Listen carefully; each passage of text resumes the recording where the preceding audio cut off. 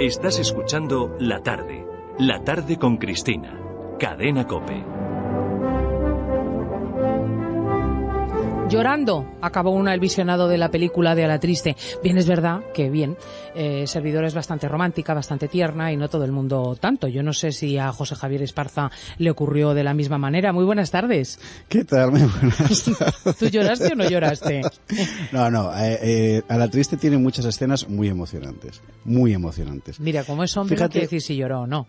No, yo no lloré. No llegaste. Yo hay otras con las que sí que llorar. Yo con Cyrano de Bergerac, por ejemplo, he llorado. Yo también. Con A la Triste no. Pero bueno, da igual, es decir, realmente la película, con todas las reservas que se puedan hacer respecto a la puesta en escena técnica, sí. Al margen de eso, la película, desde el punto de vista de la conciencia nacional y de la historia de España, que es lo que aquí estamos comentando, desde luego es un hito, porque yo creo que en años es la primera vez que se aborda un episodio de la historia de España con una visión tan proclive, y teniendo en cuenta además que es un momento en el que realmente España estaba muy mal, porque aquellos años fueron una decadencia muy honda, ¿no? Y son los años que son objeto de la leyenda negra de una forma más furibunda. La verdad es que hay un filón por descubrir en todo lo que fue la conquista de América, el descubrimiento, en fin, tantas y tantas cosas de la historia nuestra que, así como para otros países hubiesen constituido, pues eso, un filón inagotable, para nosotros, pues nada, ahí están muertas de risa. Bueno, vamos a alegrarnos de que al menos A la Triste haya constituido una excepción.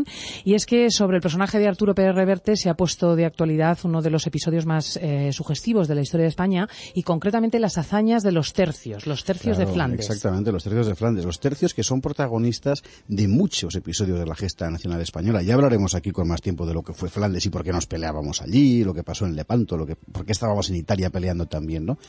Pero sí que convendría fijarse estrictamente en lo que son los tercios, es decir, aquella infantería que durante más de siglo y medio fue la mejor infantería del mundo, que fue la que convirtió a España en una gran potencia política y militar, pero que además de una eficientísima máquina militar era muchísimo más, porque junto a ella llevaba, y esto en la película de A la Triste se ve bastante bien, junto a esta potencia militar, llevaba también un sentido moral, ético muy fuerte, y era eso, justamente eso lo que la hacía invencible, ¿no? Lo vamos a ver, pero ciertamente era una cosa eminente. Y dice José Javier Esparza que los tercios nacieron sobre todo con un objetivo político. Hombre, es que tú date cuenta de todo lo que pasa en España, desde que se toma Granada hasta que llega Carlos I y con él. Es decir, en apenas 30 años conquistamos Granada, descubrimos América, de repente nos viene un rey que se convierte también en emperador, y súbitamente un país con menos población que Francia, con menos riqueza que Francia también, muy belicoso, con una sociedad muy conflictiva, se encuentra al frente de un imperio formidable en todo el mundo, que llega desde las tierras recién descubiertas en América hasta más de la mitad de Europa, y que tiene que mantener todo eso. Claro, desde el punto de vista político y militar es un auténtico quebradero de cabeza, porque ¿cómo consigues tú tener todo eso puesto en orden? Bueno, pues así nacieron los tercios. Nacieron los tercios, cuya misión no era solamente combatir y a veces perder o ganar, sino realmente vencer de manera inapelable, porque eso es lo que correspondía al prestigio universal del César, del emperador, que era Carlos I de España y V de Alemania. Exactamente. Sí. La pregunta es, ¿de dónde nació ese ejército? Nosotros llevábamos la ventaja, nosotros colectivo histórico, ¿verdad? Teníamos la ventaja de las guerras de la Reconquista, y de que en una época de Renacimiento, es muy importante, los tratadistas militares habían, por una parte, redescubierto la gran tradición militar romana, y por otra parte podían incorporarle lo que eran las innovaciones adquiridas en la Guerra de la Reconquista. Y ahí hay un nombre claro, crucial, que antaño se estudiaba en los libros de texto. Ya si usted le ha pasado lo de la LOGSE y el final de la EGB y le va a pasar lo de la LOE, ya cuidaos. Gonzalo Fernández de Córdoba, el gran capitán. Gonzalo Fernández de Córdoba, el gran capitán, claro. Este señor que estuvo peleando para Isabel y Fernando, fíjate que sus mayores hazañas militares las escribió sobre todo en Italia, defendiendo las tierras que por parte de la corona de Aragón correspondían a la corona de España, ¿no? Y él hizo un descubrimiento que parece muy simple, pero que es muy interesante. Hay que tener el talento para verlo. Y es el siguiente: hasta entonces el arma fundamental en el combate era la caballería, particularmente la francesa, que era la mejor del mundo con diferencia. Pero él descubrió que formaciones cerradas a la romana, de infantería, bien erizadas de picas, que son esas lanzas Esto se muy ve largas, fenomenal en A la Triste. se ve muy bien, y con arcabuces dentro de las filas, podían dejar a la caballería aniquilada, porque además, como para hacer frente a las balas de los arcabuces, las corazas eran cada vez más gordas, los jinetes cuando caían no podían levantarse, que debe ser una angustia espantosa. Bueno, pues El gran capitán, combinando lo que él había aprendido con la tradición latina, creó unas unidades de infantería que son ya el origen de los tercios. Se van a llamar primero compañías, son un poco más pequeñas, luego coronelías, son un poco más amplias. El nombre de tercios nace oficialmente en 1534, creo recordar. ¿Y por qué se llaman tercios? Bueno, hay un cierto debate sobre el asunto. Unos dicen que es porque utilizaban 3 tipos de armas, que también se ven muy bien en la película, por cierto. La pica, que es la lanza larga, el arcabuz, que es una especie de fusil antiguo para entendernos, y luego la espada con rodela. La rodela es un escudo pequeñito y la espada eran las 3 armas que había dentro de las filas. La historia militar en realidad lo que dice es que se llamaba así por inspiración romana, precisamente por esta inspiración latina que venimos contando. Porque había 3.000 hombres divididos en las legiones romanas, claro, sí, en unidades de 3, y que la división trina pasó luego a la composición de las coronelías españolas. Eso es, y entonces por eso se llamarían tercios. Pero bueno, la verdad es que en la memoria ha quedado eso de las 3 armas, hasta el punto de que en el escudo de la legión actual, que tiene, pues, hay una reconstrucción de eso con arcabuz, ballesta y alabarda, pero bueno, en fin, el tercio nace como tal, sea por la composición trina, y nace con 3 armas, ¿verdad? ¿Y cómo peleaban? Bueno, esto es lo que descubrió el gran capitán. En la película se ve muy bien, quien vaya a ver lo que se fije, y bueno, es de una simplicidad prodigiosa, pero insisto, aquí está el talento del gran capitán y de los que le siguieron. Lo que tú haces es poner una formación de infantería cerrada, quiero decir, la gente muy pegada. La gente apachurrada unos contra otros y en filas ordenadas. Y dentro los arcabuces. Y delante de la fuerza sacas grupos pequeños de piqueros, de picas secas se llamaba. De manera que el que se lanza contra el grupo se pincha en ellas. Claro, la caballería atacaba y no podía pasar. No podía pasar, pues quien recuerde la película Braveheart de Mel Gibson recordará cuando levantan unas picas enormes los escoceses y la caballería inglesa se queda ahí espachurrada. Bueno, pues esto era un poco lo mismo. En el momento en que quedaba parada la caballería enemiga, los arcabuceros empezaban a disparar y a partir de ahí los infantes con espada podían atacar. Bueno, para el cuerpo a cuerpo ya. Para el cuerpo a cuerpo. Y este sistema, que es, pues, ya digo, tan simple, bueno, terminó siendo imitado por todo el mundo y a España le dio una superioridad militar durante muchísimos años en todos los campos de batalla, ¿no?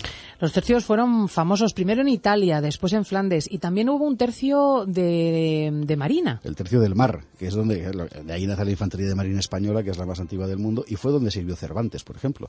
El tercio del mar era mucho más amplio que los otros tercios, estaba formado por mucha más gente y tiene una historia también muy interesante, ¿no? Y si los servicios militares se habían vinculado muchas veces a la élite, incluso a la élite social, recordemos los sistemas feudales, se puede decir que los tercios fueron la forma más nacional, más popular, más democrática de la milicia de la Europa moderna. Pues en la medida en que lo democrático es la presencia del pueblo, desde luego que sí. Y esto además sí que fue un rasgo exclusivo español. La mayor parte de los ejércitos de la época, los suizos eran los mejores soldados, se decía, eran o bien profesionales o bien reclutados por levas. Si eran profesionales, terminaban como caballeros, o es lo que querían ser, y si les reclutaban por levas, pues eran como los lansquenetes alemanes, que eran gente muy pendenciera, muy peligrosa, había permanentes broncas con ellos.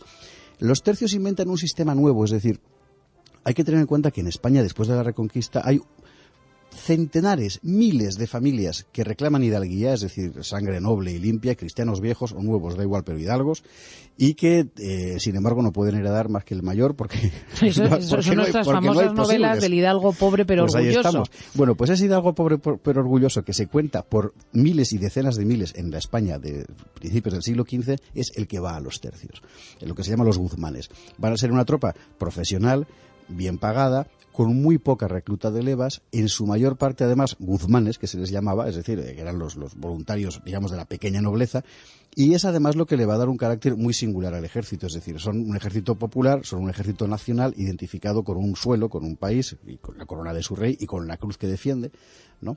Y es una salida además muchas para los segundones, porque pues claro, los primogénitos en la mayor parte de los casos, cuando había algo, se quedaban con el solar, con la tierra y la herencia, y el segundón tenía esta salida militar que bueno, era una fuerte una condición también aceptable desde el punto de vista social, y hay que decir que los soldados de los tercios provenían de todo el territorio español. Esto es lo más importante, porque hay una visión un poco castellanocéntrica de la época y de los tercios. Hay que recordar que Castilla entonces era casi todo, porque el País Vasco era Castilla, las Castillas actuales son Castilla y tal, pero casi un tercio aproximadamente venían de la antigua corona de Aragón, es decir, de Aragón, Valencia, Cataluña, Baleares, ¿no? Y de hecho había una caja de reclutas en Barcelona, había otra en Cartagena, había otra en Sevilla. Sí, estaba todo el país representado. Había un tercio de la corona de Aragón, otro tercio más o menos de Castilla, incluidos efectivamente los territorios vascos, que son el origen de Castilla, sí, y otro tercio de Andalucía y de Extremadura. Una tercera parte. No es que fuera un tercio que se llamaba así. Un tercio del tercio, vamos. Una tercera parte de los hombres eran de esos, de cada uno de esos lugares. Más o menos, sí, es decir, un ejército muy nacional, digamos, ¿no? Pero hablábamos al principio de que constituían los tercios no solo una fuerza militar, sino un modelo ético. Yo creo que esto es lo más importante, y es lo que además el espectador de La Triste debe de quedarse cuando ve la película. Yo creo que allí se palpa, ¿no? Es decir, ejércitos ha habido muchos, muy eficaces muchísimos, y bien pagados también, mucho mejor que el español de entonces. Pero si te fijas en toda la historia, sobre todo de Europa, siempre una gran potencia ha tenido siempre como punta de lanza a un colectivo humano que ha representado un modelo ético superior. El legionario romano, el caballero templario, la caballería medieval francesa, más modernamente la Armada británica en el 19, el Estado Mayor prusiano, que son elementos fundamentales para ese país. Bueno, y que no se explican solo en términos de organización o de dinero. Claro, porque llevan consigo una ética, sobre todo del honor, de la entrega, del sacrificio. Bueno, pues es que esa era la ética de los tercios, y es muy importante porque además en todas las crónicas de la época te lo encuentras permanentemente. Es decir, por delante lo que se pone es el sentido del deber, el sentido del honor y el sentido de la gloria. Y sin eso no te puedes explicar que hubiera un ejército que, siendo, insisto, un país menos poblado que otros, más pobre que otros, resistiera tanto y de tan gallarda manera, ¿verdad? Sí, y que muriese hasta la muerte, incluso sabiendo que esta era inevitable. En fin, luego todos somos de barro, los hombres no siempre están a la altura, los hombres y las mujeres no siempre estamos a la altura de las circunstancias, pero yo creo que están muy bien traídos a este efecto, y así lo ha hecho José Javier, unos versos de Calderón de la Barca, que era un gran soldado y que dedicó a los tercios un poema que viene a ser un resumen de esta ética de los tercios, y que dice así: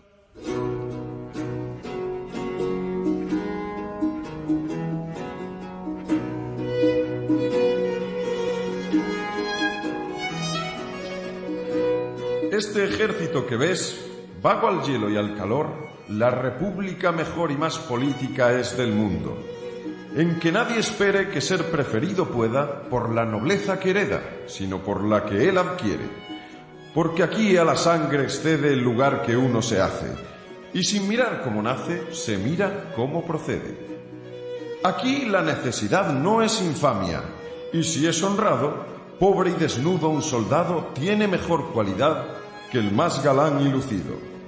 Porque aquí, a lo que sospecho, no adorna el vestido al pecho, que el pecho adorna el vestido. Y así, de modestia llenos, a los más viejos verás tratando de ser lo más y de aparentar lo menos. Aquí la más principal hazaña es obedecer, y el modo como ha de ser es ni pedir ni rehusar.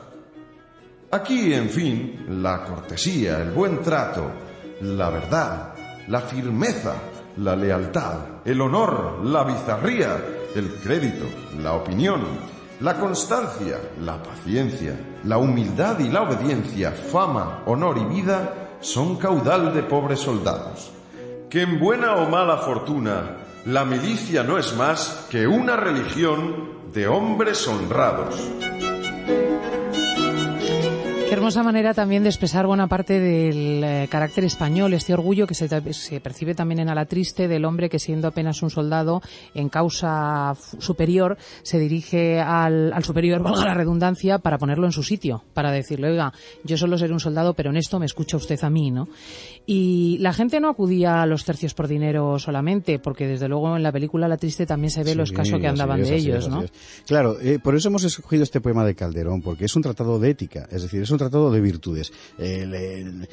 Ni pedir ni rehusar, la principal hazaña es obedecer, la nobleza que se adquiere es más importante que la que se hereda, todo ese tipo de cosas para una mentalidad del siglo XVI, del siglo XVII, realmente es una revelación ética, es decir, es una forma de comportarse, también es una invitación a ser todos nobles, una invitación muy democrática por otro lado, es decir, es algo muy importante. Y claro, es este talante, con perdón, lo que atrae tanto a la gente cuando va a los tercios, es decir, uno va a los tercios a buscar fundamentalmente la gloria. Respecto a lo del dinero y tal, realmente se pasó tanta hambre como en la película se ve, qué cosa tan horrible, sobre los todo en pobres. aquella época, pero hay que tener una cosa muy importante, hay que tener en cuenta una cosa importantísima respecto a los saqueos, por ejemplo, es decir, toda esa mala fama que traen los soldados, la soldadesca que traen y tal. En los tercios españoles los saqueos estaban sometidos a la regla estricta del capitán, que era quien negociaba con los naturales del lugar la cantidad que ellos debían pagar como impuesto de guerra y luego la repartía con sus soldados. Es decir, todo estaba muy bien organizado. Extremo que también se ve en la película en un momento determinado cuando se les niega el botín en una determinada operación. Claro, todo está muy bien organizado y bueno, realmente insisto, es decir, no era solo una fuerza militar magnífica, era sobre todo un modelo ético para muchos miles de españoles y creo que deberíamos recordarlo hoy sobre todo como eso. Pues ya lo ven, es una ética del honor y del deber, del sacrificio, de la fidelidad, del compromiso, que fue realmente la base de los tercios y que encuentra su mejor expresión y su gesto más noble, quizá en esa frase de la batalla de Rocroi, que no vamos a citar aquí porque es el final de la película de A la Triste y entonces les fastidiamos lo que pueden ustedes ir a ver. Está bien, sí, efectivamente, mejor no citarla. José Javier Esparza, muchísimas gracias por traernos la historia de la gesta de España y hacernos sentir orgullosos de lo que somos. Gracias, Cristina. Hasta la semana que viene. En la cadena COPE, La tarde con Cristina.